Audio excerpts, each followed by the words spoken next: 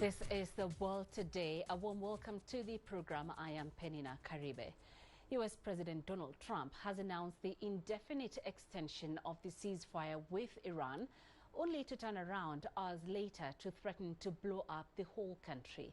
Trump says that any move to reopen the Strait of Hormuz would prevent a deal with Iran, warning that an agreement would then be impossible unless the U.S. blows up the rest of Iran.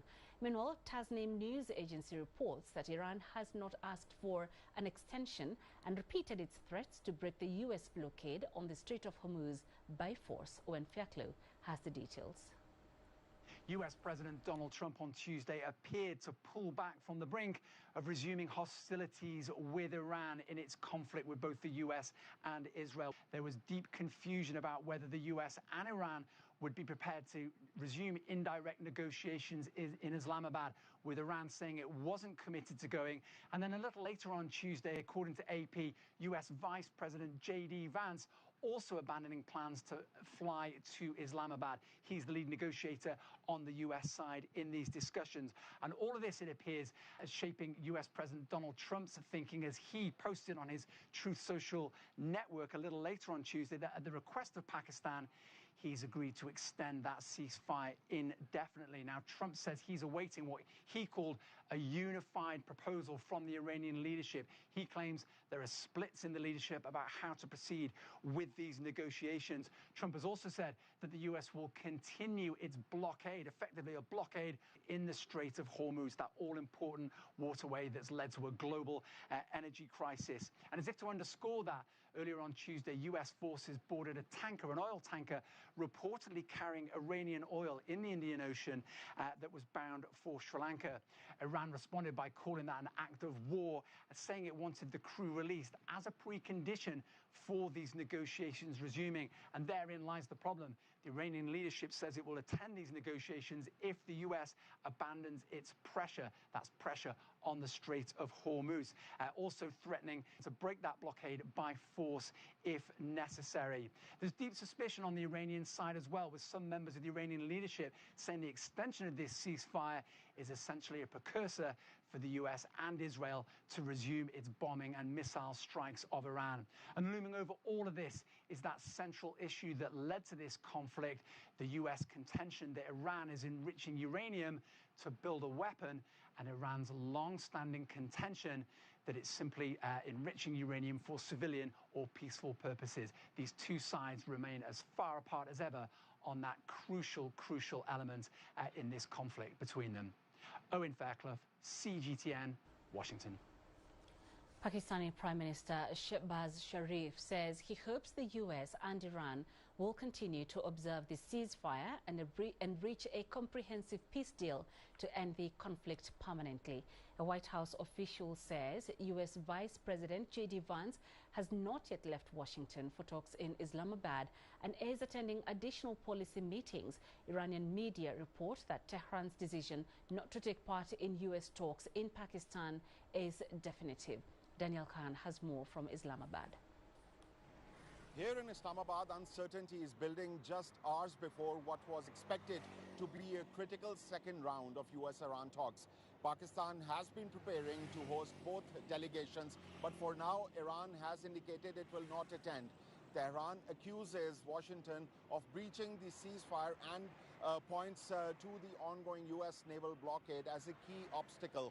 Officials in Islamabad are responding with caution.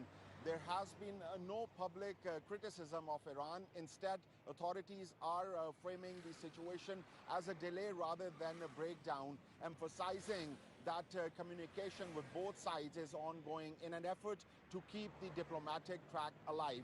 On the U.S. side, the situation remains fluid.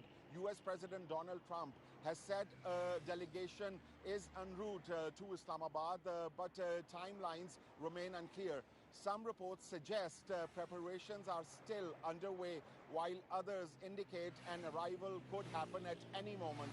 It remains unclear whether both sides will actually be in the same city at the same time. What is clear, though, is the level of preparation on the ground. Security across Islamabad has been tightened significantly with increased police and and paramilitary deployments. Checkpoints are increasing around key diplomatic areas, and movement has been restricted near likely meeting venues. You can see the build-up across the city, banners lining up the streets, a heavy media presence, and non-stop coverage on local television, all pointing to just how high the stakes have become. This is unfolding as the ceasefire window between the U.S. and Iran is rapidly narrowing, adding urgency to talks that remain uncertain in both timing and format. Daniel Khan, CGTN, Islamabad. Israel and Lebanon will hold a second round of ambassador-level talks in the U.S. on Thursday. The Lebanese government says it is not seeking confrontation with Hezbollah, but will not be intimidated by the group. The fragile ceasefire between Lebanon and Israel has been largely holding despite uncertainties. In the southern Lebanese city of Tyre, residents are gradually returning to their normal lives, but say they are unsure about what the future holds. Adnan Al-Rai has just reopened his falafel shop in Tyre's market. Word spread quickly, and within moments, customers began lining up. He's overwhelmed with orders asking us to wait as he works through the rush. Many of his customers have been waiting nearly 50 days for his return, and he's determined not to keep them waiting any longer. Despite the pressure, there's a clear sense of joy on his face. What you said is right. I am excited and active because we returned. We knew we'd come back, and we did. We are happy that we came back. But we can't deny that we've been hurt. We were punched and harmed. The punch that doesn't put you in the ground strengthens your perseverance. I am happy because when I came back and saw these people, I saw persistence to exist, persistence to remain, and persistence to work. Adnan has returned to Tyre, but most merchants have yet to come back. During the March conflict, only about 5 vendors stayed behind. They continued serving the remaining residents despite the dangerous journeys required to bring in fruits and vegetables from the mountains. Work was unsafe. It was a risk to go to the mountains. You didn't know how you will come back. As long as you leave home, there is no safety. I didn't have money to escape. And what will be the alternative? Sleep in the streets of Beirut? There is sectarianism. I will get treated differently. If they know I am from the south, they will push me away or charge $3,000 to stay. To die here is more honorable. It was our duty to help people. I got the meat and sold it at cost. There were many displaced people. They'd sleep on the pavement, sleep inside this market. Thank God we didn't stop working. When a strike warning comes, we run away for a bit, then come back. This small market mirrors the broader Lebanese economy, which has contracted by more than 40% since 2019. Unemployment has surged to around 48% amid repeated conflicts since 2023, leaving hundreds of thousands without work. At the same time, Tyre's market highlights a degree of resilience at the local level, with small businesses continuing to operate despite the economic strain. Throughout the war and until today, we slept in the market. I can't live in my house or neighborhood. They are inhabitable. People are also still afraid. The situation is unstable. At its glory days, I wouldn't have been able to walk with ease in the Tyre market. It would be packed with people bumping in each other. But life is finally finding a way. The butcher is here, and the falafel guy is finally open. Yet people are concerned about the future. They've seen Israel and the United States spark wars in the middle of peace negotiations, so they're not sure about their future, but they hope for a peaceful one. Adel Mahroui, CGTN, from the Tyre market, southern Lebanon.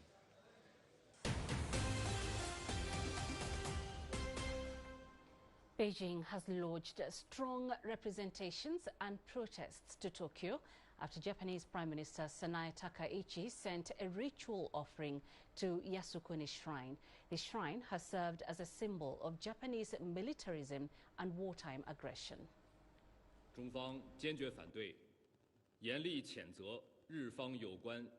China firmly opposes and strongly condemns Japan's latest negative moves related to the Yasukuni War Shrine and has lodged serious and strong protests with Japan.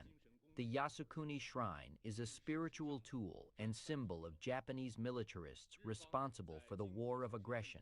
It is, in fact, a shrine for war criminals. Japan's negative moves related to the Yasukuni War Shrine is in nature an attempt to evade war responsibilities, an affront to justice, a provocation against Japan's war victims, and a challenge to the outcome of World War II victory. Such moves have been widely condemned and firmly rejected by the international community. Amnesia of history means betrayal, and denial of responsibility spells repetition of crimes. The international community needs to be vigilant against Japan's historical revisionism, stand firmly against its neo-militarist tendencies, and work together to keep the region and the world peaceful and stable. China has also expressed serious concern over the Japanese government's revision of rules to allow weapon exports. Guo said on Tuesday that the international community, including China, will remain highly vigilant over Japan's recent dangerous moves in the military and security fields. Japan has officially revised its 3 principles on transfer of defense equipment and technology, effectively allowing the country to sell weapons abroad. The decision has been met with strong opposition from various sectors of Japanese society. Japan was a country that did not sell weapons overseas. Now, lifting the ban based solely on a cabinet decision is absolutely unacceptable. I will definitely raise this issue in the House of Councilors. This is clearly a violation of Article 9 of the Constitution. I believe we cannot ignore this development, nor can we allow it to proceed unchecked. Takaichi is also attempting to revise the Constitution, trying to undermine the most fundamental principles. We are outraged by this. Under no circumstances should such actions be permitted. Recent gatherings and demonstrations have taken place in front of the National Diet and across Japan. In my view, that is precisely a reflection of the people's voice. Multiple Japanese media outlets have also voiced concerns following the revision. The Asahi Shimbun previously said this would undermine the foundation of Japan as a peaceful nation. The Tokyo Shimbun pointed out the major shift in Japan's security policy could potentially fuel regional tensions and intensify arms races. This decision has sparked waves of large-scale protests domestically. Many Japanese protesters say the move is a serious violation of the Constitution. And that's where we leave it on this edition of The World Today. I'll be back shortly with more news from around the continent and Africa Live. I'll see you shortly. Thanks for watching.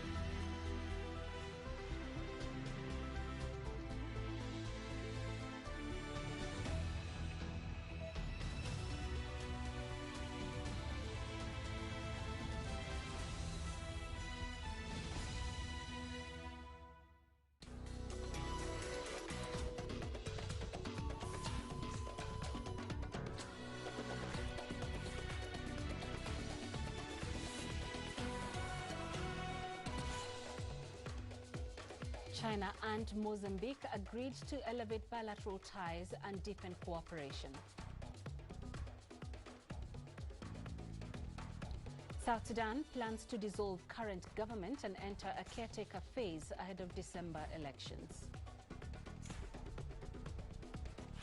And Nigeria becomes the first country in Africa to deposit cultural and historical records at the Arctic World Archive in Norway.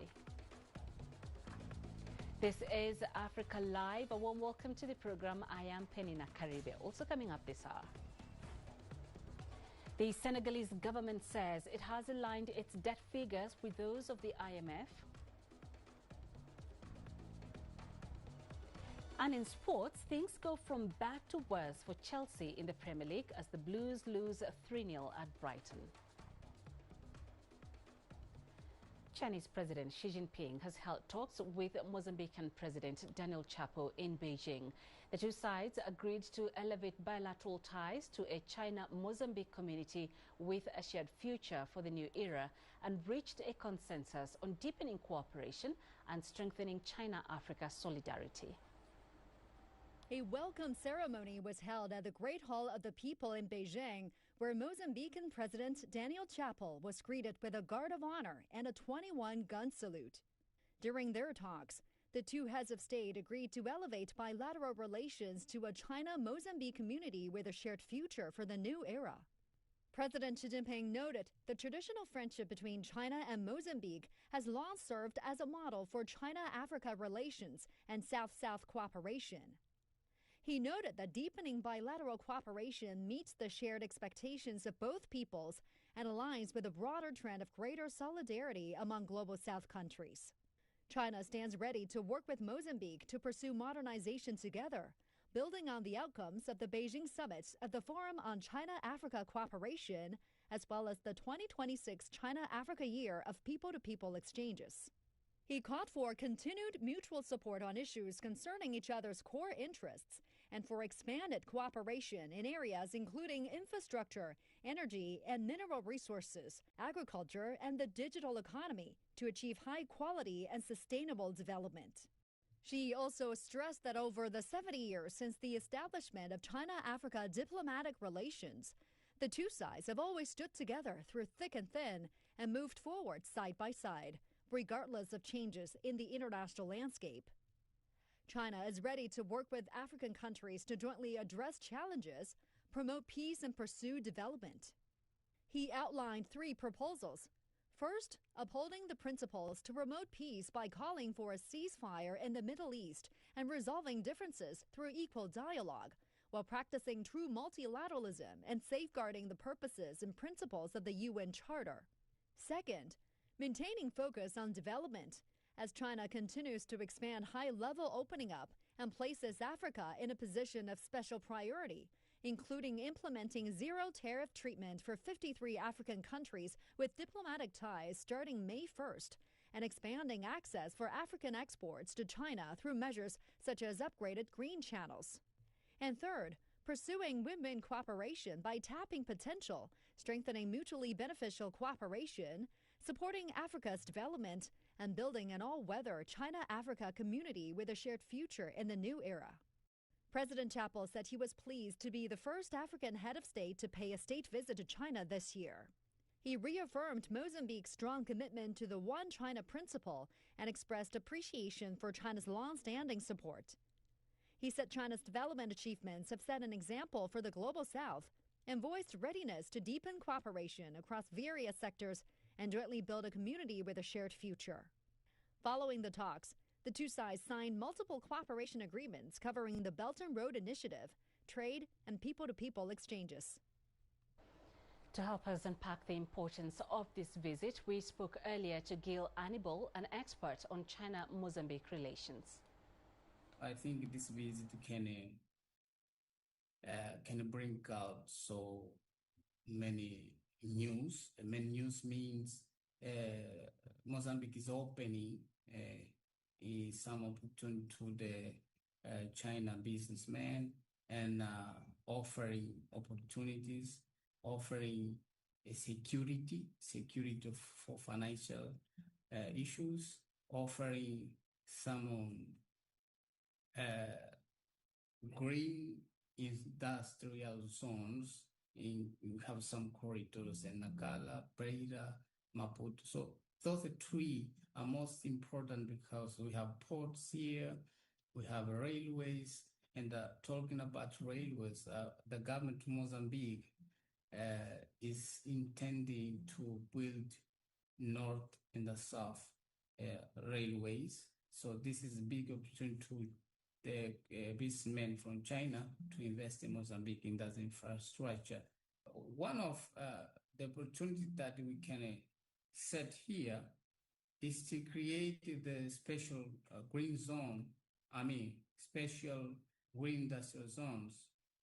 We have identified some corridors like Maputo, Beira, Nagala, and these zones offer some incentives tied to technology transfer for local jobs. And the next of that, we can break the taxes and boost investment in this area.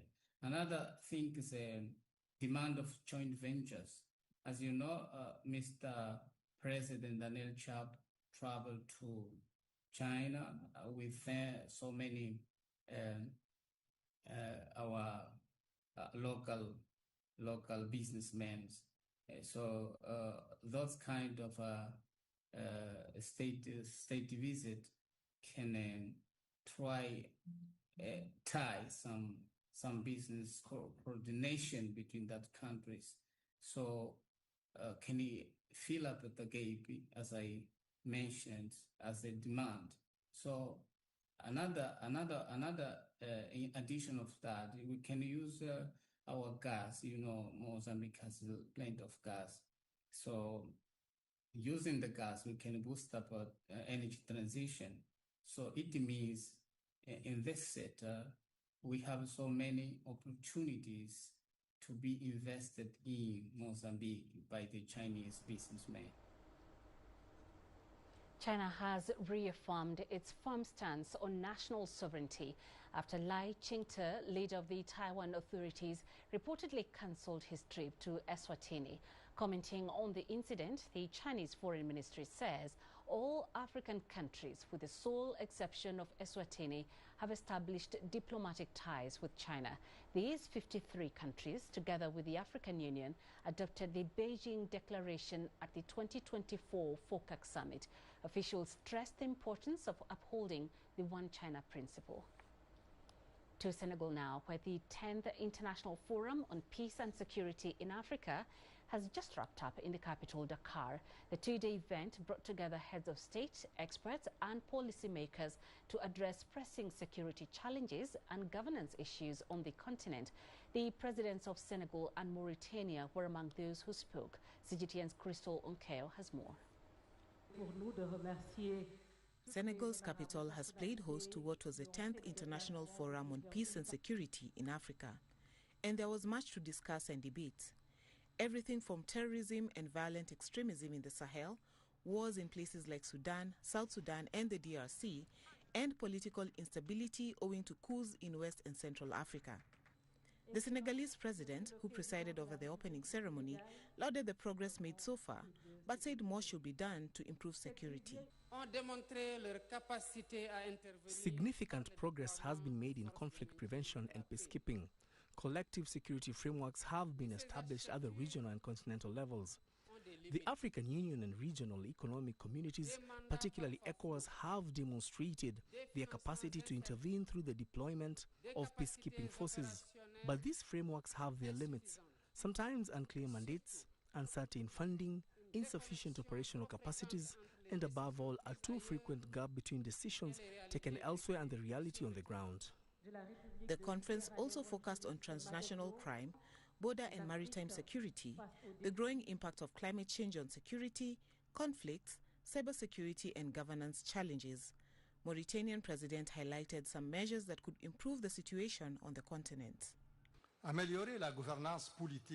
Improving political and social governance, appeasing political life through dialogue and consensus, strengthening the rule of law, and consolidating democratic systems capable of ensuring peaceful change are all essential conditions for preventing inequalities, fragilities, and the risks of instability. In addition, guaranteeing equitable access to dignified living conditions is also vital. It is also important to invest in young people through education, training, and employment. The forum comes amidst a significantly changed political and security landscape. The dissolution of G5 Sahel and the exit of Mali, Burkina Faso, and Niger from ECOWAS has weakened the West African bloc and worsened trade tensions, observers say. They stress the need for sustainable solutions to secure Africa's development amid armed conflicts, international crises, and trade tensions. Crystal Onkeo, CGTN. On to South Sudan, where the country will enter what's called a caretaker phase in October ahead of a general election 2 months later. A government official confirmed that the transition government that came into power in 2018 will not extend beyond this time. Under the caretaker government, President Salva Kiir's administration will have limited involvement in the election. The government's clarification follows confusion triggered by a recent cabinet decision. The Justice Minister tabled an amendment that sought to remove requirements that a national census be conducted and a constitution completed before the election. The government's defense was that the Council of Ministers had only approved a legal step to allow lawmakers to debate proposed amendments to a 2018 peace agreement. South Sudan's government says it's fully committed to holding the December election. A state official said plans are underway to dissolve the current government in October to pave way for political campaigns. From October, the government should be, by then, a caretaking government that will lead people of South Sudan to election, because it talk about 60 days prior to the end of the transition. And the end of transition is in December 2026. Staying in South Sudan, Nasir County in Upper Nile State is slowly recovering from violence that erupted early last year. UN peacekeepers visited the region as more locals are returning to rebuild their lives. CGTN's David Mbithi with more on that. More than a year ago, Nasir County was the scene of clashes between the South Sudanese army and local youth militias. A UN helicopter attempting to rescue South Sudanese soldiers came under fire near the town of Nasir, resulting in the death of one crew member and serious injuries to 2 others. Now, as the region is turning a new chapter, a team of peacekeepers is visiting the area. Some of the town's former residents have returned, and there's hope that many more will come back and rebuild their lives. Some people were scared to return when conflict arose in this area. I was one of them. I recently arrived in Nasir feeling afraid, but as an elderly person, I decided to come anyway. I believe those who stayed behind will eventually follow me. While security has much improved, the fear of fresh violence has disrupted the movement of vital supplies and the return of health workers. As a result, returning civilians are confronting a severe humanitarian crisis with a lack of food, shelter, healthcare, and other services. Many are taking personal initiatives to support their families. I'm a businesswoman in Nasir, where I own a restaurant that serves food and tea.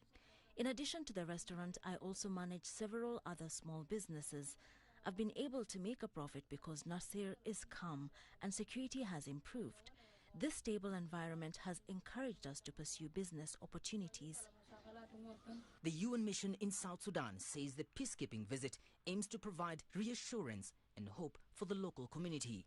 We see opportunities for many activities to be implemented, including strengthening the local capacity, the protection networks, the protection mechanism, and also social cohesion and coexistence for the community. For now, this community is healing, but real fears exist for the stalled peace process on the national front dating back to 2018, which is threatening to plunge the country back into civil war. David Mbidi, CGTN. Over 200 civilians have been rescued in the Eastern Democratic Republic of Congo during a joint Ugandan-Congolese military operation. According to Uganda's army, they were being held by the Allied Democratic Forces, a militant group linked to Islamic State. The raid is part of ongoing efforts to weaken insurgents operating along the border. CGTN's Michael Baleke has more. The Ugandan military says the raid targeted a camp run by the ADF, an armed group that originated in Uganda but has operated from eastern DRC for years. According to the army, the operation took place near River Ipulu, where fighters were also killed and weapons recovered. Among those rescued were children, with the youngest reported to be 14 years old. Military officials say many of the captives had been living in difficult conditions, facing illness, food shortages, and forced labor. The operation is part of a wider joint offensive known as Operation Shuja, launched by the Uganda and DRC armed forces to dismantle ADF networks in the region. Commanders say pressure on the group has been increasing in recent months, with more captives managing to escape and reporting to military positions. Uganda's army says operations will continue as long as that threat remains, with a focus on clearing remaining militant positions and securing border areas. The rescued civilians are now being processed and will be handed over to authorities to help reunite them with their families. Michael Baleke, CGTN, Kampala. And staying in the DRC, the International Organization for Migration says the government has requested humanitarian assistance from it for 15 migrants deported from the U.S. The group arrived in Kinshasa last Friday night under a third country deal with the U.S. CGTN's Chris Ochamringa has more from Kinshasa. It's barely been a week since 15 migrants deported from the U.S. arrived here in Kinshasa. They're the first group under a deal where the DRC will take in migrants deported by Washington, many of them reportedly from South America. Authorities here say their stay is temporary, with the U.S. covering the cost of their reception and care. Now the IOM says the Congolese government has asked it to step in with humanitarian support. The agency says assistance will be based on individual needs and could include helping those who choose to return to their countries of origin. But it stresses that any return would be voluntary and based on informed consent. The IOM also makes it clear that it's not part of the agreement between Kinshasa and Washington and does not decide who is transferred or allowed to stay.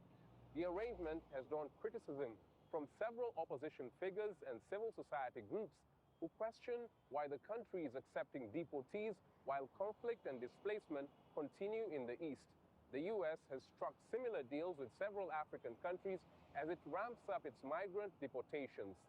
Chris Ochamringa, CGTN, Kinshasa, Democratic Republic of Congo. The Nigerian government has filed 13 counts against half a dozen people over an alleged plot to overthrow the government. The charges include treason, terrorism and conspiracy to wage war against the Nigerian state. The 6 are due in federal high court in the capital Abuja on Wednesday. CGTN's Deji Bademosi has more on the story.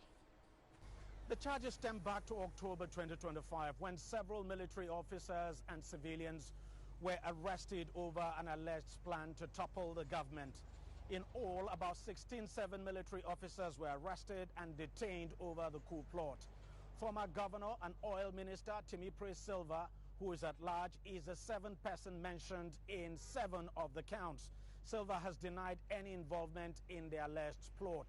Now, among the 13 counts leveled against the 6 individuals are conspiracy to wage war against the state by removing the president of the country, conspiracy to commit terrorism, terrorism financing, concealment of information on the alleged coup plot, among others. Now, people were shocked when the government confirmed the story of the alleged coup early this year, which it had originally denied. Family members of those indicted are now asking for transparency in the trial, as all eyes will be on the proceedings. Deji Bademosi, CGTN, Lagos, Nigeria. You're watching Africa Live. Time for us to take a quick break. Here's what's still ahead on the program. Nigeria becomes the first country in Africa to deposit cultural and historical records at the Arctic World Archive in Norway.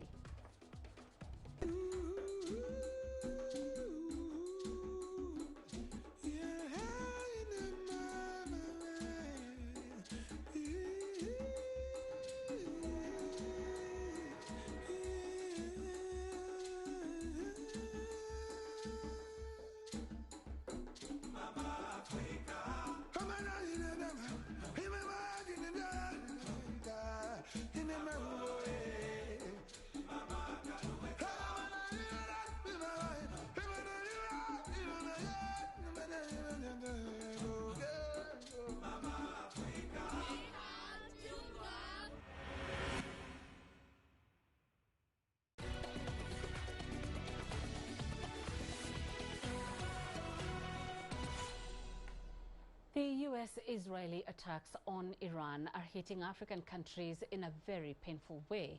Here in Kenya, fuel prices have taken a massive jump, rising by as much as 24%. As CGTN's Daniel Arap Moi reports, it's a shock that's being felt from bus stops to dinner tables. Prices at Kenyan petrol stations recently took a violent leap, climbing 16% for petrol and 24% for diesel in a single government announcement. For the average Kenyan, this is not just a statistic, it's a breaking point. Public transport operators have already hiked fares, forcing many commuters to choose between walking miles to work or skipping a meal to afford the ride. I used to pay 30 bob in the morning, early in the morning. They have increased for 20 bob. So that's now we are talking of 100 shillings every day, from morning and evening. Nelson Kinyua is a tomato farmer in the outskirts of Nairobi. He says he can no longer absorb the rising cost of production. And to keep his business running, Kinyua is transferring the added fuel cost onto the customer. If you come to the prices, the dynamics have changed. And the role of business dynamics, when I get pushed from the petrol, I have to add the cost of the product that I'm supplying to the market. Kenya is not alone. Across Africa, many countries rely on imports of fuel and crucial oil-based products like fertilizer. Economists argue that the continent must begin to look inward and prioritize self-reliance to insulate itself from future global crises. What is important for the continent now is really make sure that the Africa Free Trade, for instance, gets to be implemented swiftly so that countries can really begin to benefit within the continent economically, and that will somehow cushion them from the real shocks. But unfortunately, there are some of the commodities that we can really run away from. Kenya joins countries including Egypt, South Africa and Mali that have pushed up prices at the pump. More governments are likely to follow suit, forced by global volatility due to the US-Israeli attacks on Iran to raise prices they can no longer subsidize. But as the cost of living climbs, so does the temperature of the streets. While global leaders talk strategy and defense, many people in Africa are asking a much simpler question. How are we supposed to survive? Daniel Arap Moi, CGTN, Nairobi, Kenya. Zambia's capital, Lusaka, hosted a China-Zambia Youth Chinese Recitation exhibition on Tuesday. The event showcased a variety of Chinese and Zambian culture, including performers and artists from the Confucius Institute at the University of Zambia, the Zambia Chinese Association, and the Zambia-China Chamber of Commerce. Among the performances were poetry recitations, folk songs, dances, and more. Ambassador to Zambia Han Jing said the event will spread the voice across civilizations among the youth of Zambia and China, playing a positive role in enhancing the friendship between the two while deepening cultural exchanges. Nigeria has become the first African country to deposit parts of its cultural and historical records in the Arctic World Archive in Norway, a facility designed to preserve global memories for thousands of years. Kelechi Mekalam has more. Deep in Svalbard, within the Arctic Circle, lies an underground archive built to store the world's memory for the long term. The Arctic World Archive preserves data on specialized film technology designed to last for thousands of years, even in extreme conditions. Nigeria's deposit marks the first African contribution to the facility, alongside records from institutions across different parts of the world. We, Africa, had never deposited in this archive. Never had we had a deposit there. And it was, for us, we felt it was a yawning gap, because this is the repository of world memory as far as UNESCO is concerned. The Nigerian collection includes digitized cultural and historical materials drawn from multiple institutions, representing a coordinated effort to preserve aspects of the country's heritage. The materials were converted using specialized technology that transferred digital data into high-density archival film stored deep underground in permafrost conditions. Ever since we've been crying of the extinction of our cultural heritage, and with this coming on board, I believe it's a very safe and unique way in which our cultural heritage could be stored and for future use. If we all deploy this new storage methodology, I think within the next 2,000 years, the new incoming generation will also have access to such stored records. The archive itself already holds materials from governments, cultural institutions, and global organizations. For Nigeria, the project is part of a broader mandate to document and safeguard the country's cultural identity through structured archiving and digitization. It is absolutely critical that we document and archive our past. So let's back up Nigeria, let's back up the continent, and let's make sure that for generations to come, they will never say Africa had no history. Officials say the initiative is not a one-off effort, but part of an ongoing process to expand Nigeria's digital archives and strengthen preservation systems for future generations. As countries race to secure their cultural memory in a digital age, Nigeria's move highlights a growing shift from physical preservation at home to long-term safeguarding in global archival systems. Kelechi Amekalam, CGTN Abuja, Nigeria.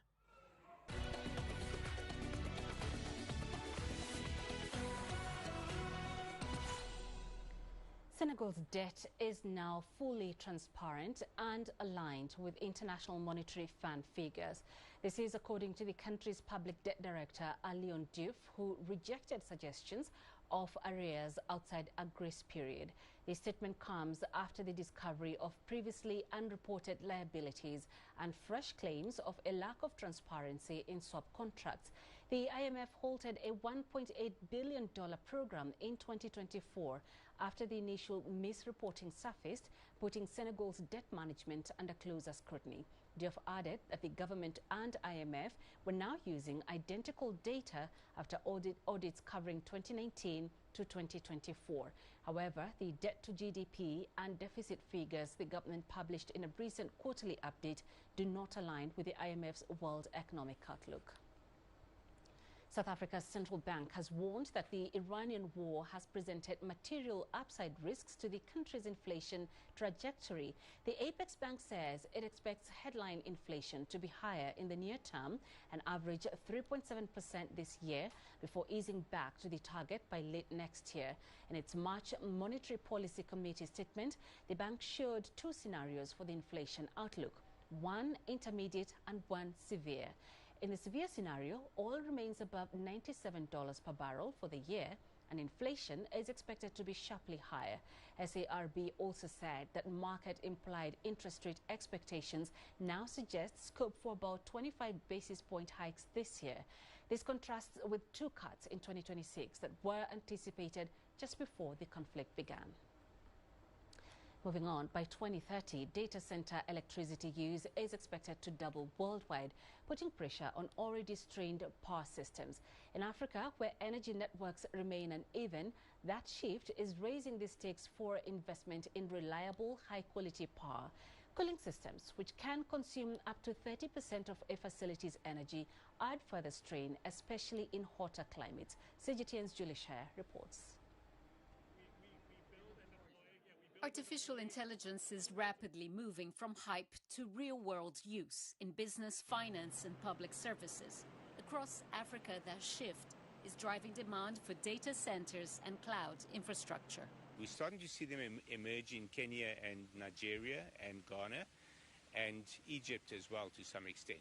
But over time, we're going to see a lot more data centers, especially with the demand for AI and the demand for AI sovereignty, which means that AI must process sensitive data like, for example, financial information or government information within the country. Africa is still in the early stages of building its AI ecosystem, but the infrastructure behind it, data centers, is expanding fast. These facilities require vast amounts of electricity and water, a major challenge on a continent where power supply is often unreliable. But it is also creating new investment opportunities. The likes of Amazon Web Services and Google Cloud and Oracle Cloud, Huawei Cloud as well. All of these are investing not only in the data centers but also in the power supply for those data centers, because a data center really depends on consistent, reliable energy. So they can't rely on the grid for that. Major global tech companies are not only investing in data centers, but also in securing their own power supply. Reliable energy is critical. Without it, these facilities cannot operate. At the same time, around 600 million Africans still live without access to electricity. Some experts say rising demand for AI could help accelerate investment in power infrastructure, helping to close that gap. It's not different from what they're doing with mining. It's something that it needs to be considered. What is the benefit, the cost, and the infrastructure required, and how can people that will invest here have benefit, at the same time provide benefit to the resources that they use? Beyond infrastructure, skills will be key. Without the knowledge to use these tools, much of AI's potential could remain out of reach. I think it's democratizing a lot the accessibility to compute, to intelligence. The problem is there is a lack of understanding on how to use AI. There is a study from Anthropic that shows that the way that people are using AI now is just scratching the surface of the potential of tools that we have available. As investment flows into data centers and energy systems, Africa is becoming an increasingly important frontier for the global AI economy. But the challenge is clear: expanding digital infrastructure while closing the continent's energy gap remains vital. Julie Shara, CGTN, Cape Town. Leaders from across Africa and China have gathered at the African Union headquarters for the inaugural China-Africa Entrepreneur Summit. The event looks to deepen economic ties and unlock new business opportunities. With a growing focus on private sector-led growth, the forum is positioning entrepreneurs and investors at the center of cooperation. This signals a shift from traditional state-led partnerships towards more dynamic, market-driven engagements. The summit brought together senior officials, business leaders, and investors to strengthen private sector collaboration between Africa and China. At the heart of the event was a renewed push to translate long-standing diplomatic ties into tangible economic outcomes. Leaders also unveiled the China-Africa Entrepreneurs Partnership Alliance, symbolizing a deepening commitment to expand trade and investment links across the continent.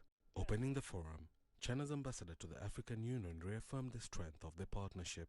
China and Africa is a community with a shared future and of mutual support.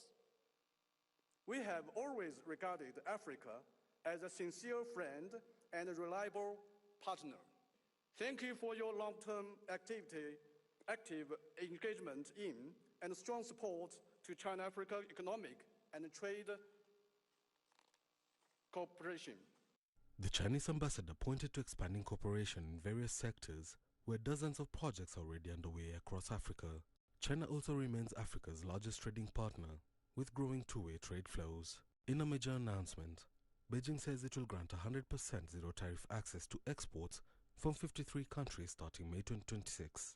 For African leaders, the focus is on leveraging this partnership to accelerate transformation. For 2 decades, Africa and China have been having a strategic partnership. We have the forum, which is called FOCAC.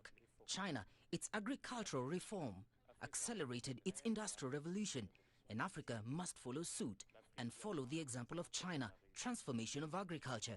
Then you have energy, mining, infrastructure, trade, digital trade, and representative chains, the links in the chain. He further highlighted the role of the African Continental Free Trade Area Agreement. The landmark deal is seen as a key driver for integration, industrialization, and innovation under the continent's long-term development blueprint. There was also a strong call to shift toward private sector-led growth. Africa is not a future promise, it is a present reality where business flourishes. Therefore, initiatives such as this one would further help us move beyond the traditional government-to-government partnership model towards a multi-layered cooperation where the entrepreneur, the innovator, and the private sector are the primary drivers of development. As partnerships align with frameworks like Agenda 2063, the Entrepreneurs Summit is expected to serve as a key platform, turning policy commitments into investment, innovation, and job creation across the continent. Ian Kinyo, CGTN. The surge of Chinese entrepreneurs is rapidly reshaping Russia's online retail market. New data points to explosive growth in cross-border e-commerce, with Chinese sellers expanding their footprint across major Russian platforms. Dasha Chernyshova looks at what's driving this trend and what it means for the future of the market. 1 in 5 online trade companies in Russia opened last year were launched by Chinese citizens. According to a new study by T-Bank's Small and Medium Business Division, the number of Chinese companies in Russia's e-commerce segment grew by 150% year-on-year. So the first one is the support of marketplaces for Chinese entrepreneurs. So it makes it easier to enter Russian market in general. The other factor is that there is definitely a competitive advantage for Chinese entrepreneurs, such as the ability to purchase goods in lower prices. Another thing is easier supply chain. And the third factor is that most of the sellers, they produce those goods themselves. So it's direct purchase from their own plant. Another important factor behind this growth is the adaptation to payment settlements following the disruptions of 2022, fueled by Western sanctions imposed over Russia's special military operation in Ukraine. Mandy started selling electronics on a popular Russian marketplace, Ozon, just over a year ago and has already achieved significant growth. We think it's easier to start on Ozon because it has prepared a lot of infrastructure for us now, including the logistics, the payment system, including the warehousing for the sellers. So we think it's easier to start doing business with it now. Chinese sellers have also secured favorable terms on Russian e-commerce platforms, lowering barriers to entry. But analysts say this story is not just about competition. The two markets are increasingly complementing each other. We are neighbors, and in that sense, we have a mutually beneficial relation. The goods that are absent from the Russian markets, either there is no production or they're in deficit in Russia. The gaps are actively filled by the Chinese sellers. They help a lot, and the Russian consumers see the offers and use them. The growing presence of Chinese sellers is also helping stabilize prices while expanding choices for Russian consumers. At the same time, Russian authorities are updating marketplace regulations to create more equal conditions for both domestic and foreign sellers.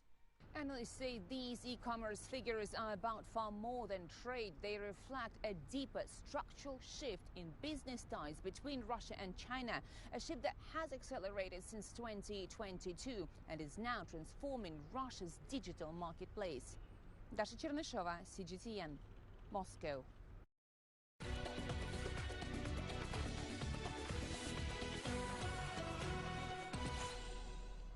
Let's get into sports. We begin with the English Premier League and Chelsea's hopes of reaching next year's Champions League have all but evaporated after the Blues were thoroughly dismantled by a vibrant Brighton at the Amex last night.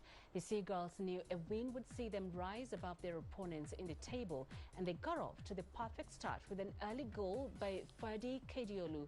Chelsea's under-fire boss Liam Rosinia had been forced into a change of personnel and tactics, but his new setup just wasn't able to get into the game. Jack Hinshelwood added a second soon after the break, and Danny Welbeck a third late on. It's Chelsea's fifth league defeat in a row without scoring a goal. Brighton climbed to sixth.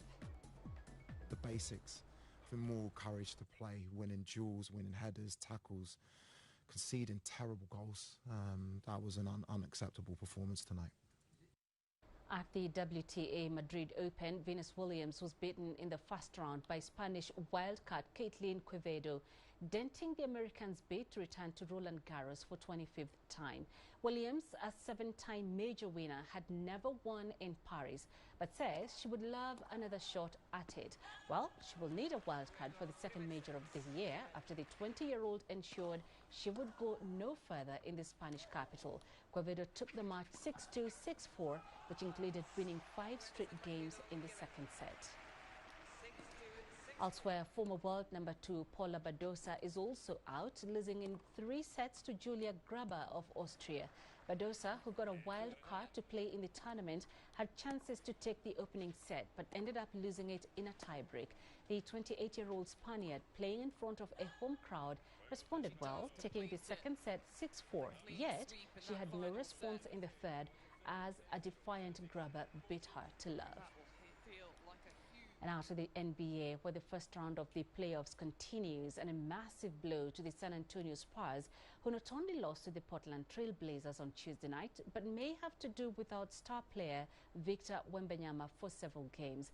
The number 2 seeds in the West finished this regular season in great form, largely thanks to the form of the big Frenchman.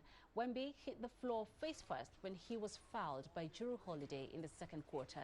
He then entered the NBA's concussion protocol, which could see the 7'4" center miss multiple games. Nevertheless, the Spurs looked like they would build a 2-game lead, but they sensationally blew a 14-point lead in the final quarter. The series is tied at 1 game apiece, but the Wembanyama situation has ensured the result is anything but certain. The next 2 games are in Portland. Just under 2 months to go to the 2026 World Cup, and officials in Mexico, one of the 3 co-hosts, are once again playing down security concerns in the country. It comes after an attack by an armed man at the Teotihuacana archaeological site near the capital. Authorities said that 1 Canadian tourist was killed and several others were injured. It comes weeks after Mexican officials scrambled to avert concerns over a rise in cartel-related violence. Regarding the World Cup, all security protocols are ready. We've been working on them for over a year, and this is a different case because these protocols are already in place.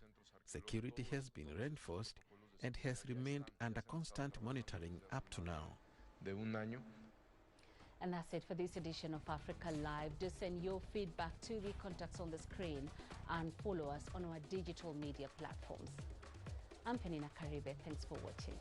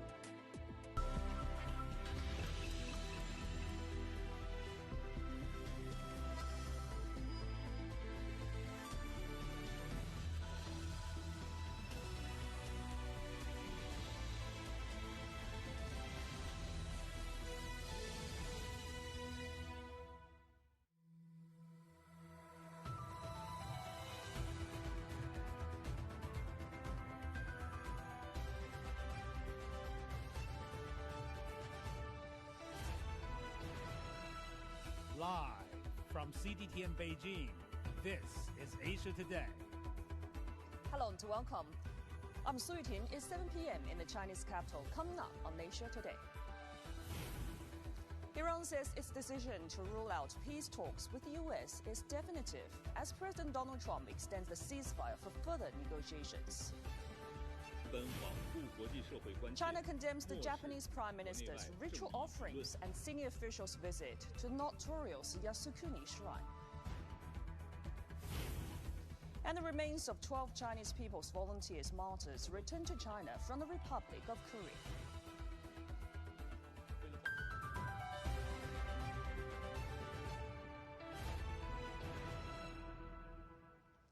Our top story. The Iranian Revolutionary Guard Corps has seized the 2 ships in the Strait of Hormuz, with the third reportedly fired on, escorting them to the Iranian coast. The IRGC says the ships were halted for operating without required authorization and for the manipulating navigation systems. United Kingdom Maritime Trade Operations reports that all of the crew members are safe. However, the incident brings to question ongoing diplomatic efforts to end the conflict. And the Iranian media reports that Tehran will not send a delegation to Islamabad for the second round of negotiations, though this has not been officially condemned. This comes after Iranian officials accused the United States of violating the ceasefire, pointing to U.S. Navy's blockade of Iranian ports. President Donald Trump says that blockade will stay in peace and that U.S. forces remain ready and able. The U.S. president also said the ceasefire extension, which he had previously stated was highly unlikely, will last until Iran presents a unified proposal. And Ihsan Kavani reports from Tehran with the latest on Iran. Well, Ihsan, are you hearing any updates on whether or not Iran will send a negotiation team to Islamabad? Iran's Foreign Ministry spokesperson Ismail Baghai has accused the United States of inconsistency and bad faith in negotiations. He says Tehran has not yet decided whether to attend a new round of talks mediated by Pakistan in Islamabad. According to Iran, there will be no such decision on that as long as the U.S. naval blockade on Iranian ports remain in place. While Pakistan is working tirelessly to persuade Iran to return to the negotiating table, the Islamic Revolution's Guard Corps, IRGC, says its combined forces are ready to achieve accomplishments and create surprises far beyond what the warmongering enemy can understand or calculate by using new cards on the battlefield.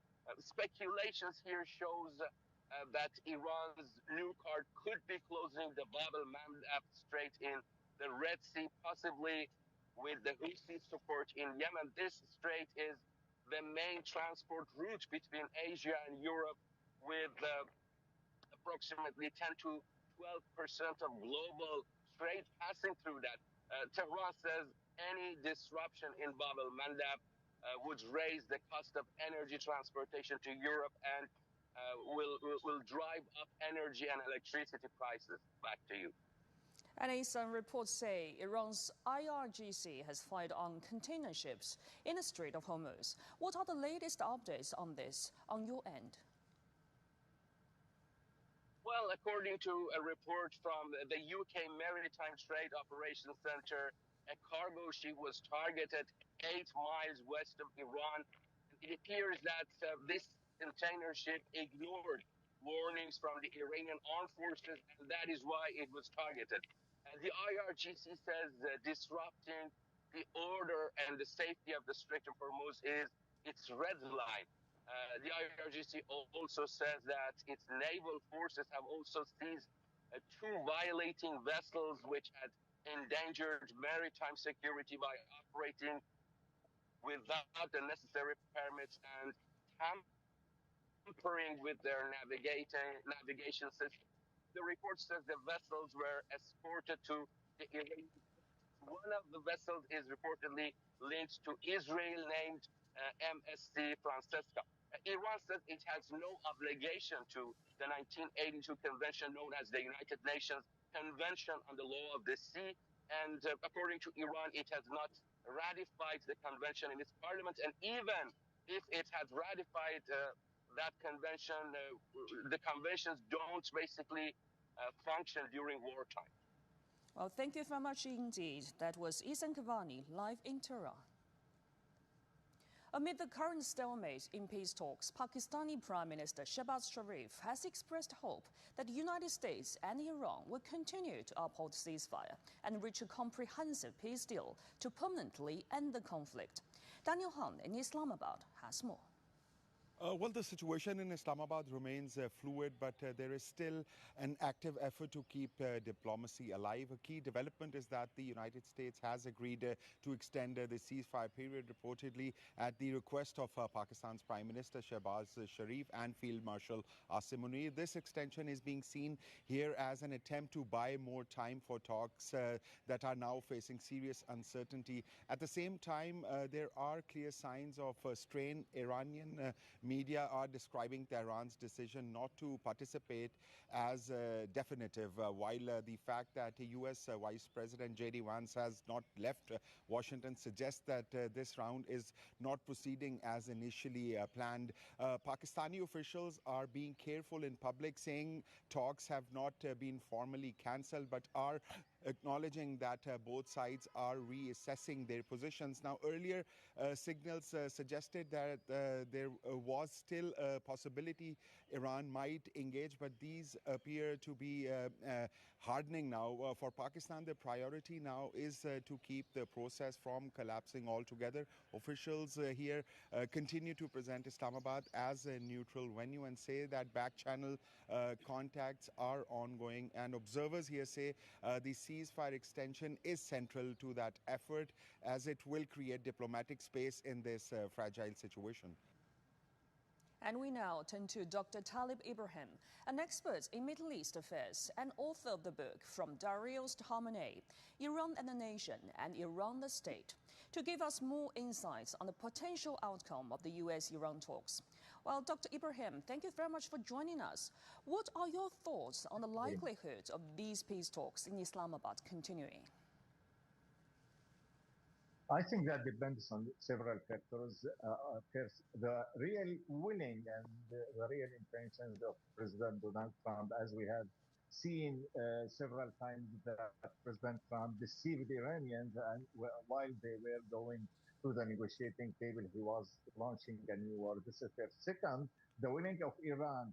Can Iran achieve more and more advantage from the negotiation? And third, the Israeli factor. Now, Israel does not want any negotiation between Iran and between the United States, and the only man who wants this war to continue forever is Benjamin Netanyahu, the Israeli Prime Minister. Let us notice that there are a great bad consequences of this war, and the situation now on the international economy for Europe and for the markets of energy, etc. So I think all parties all around the world want the negotiation to come back, and we must wait a little bit of time. But from my personal opinion, that yes, we will see a new rounds of negotiation, and this blockade, the shipping blockade and the other procedure must be ended during the upcoming negotiation.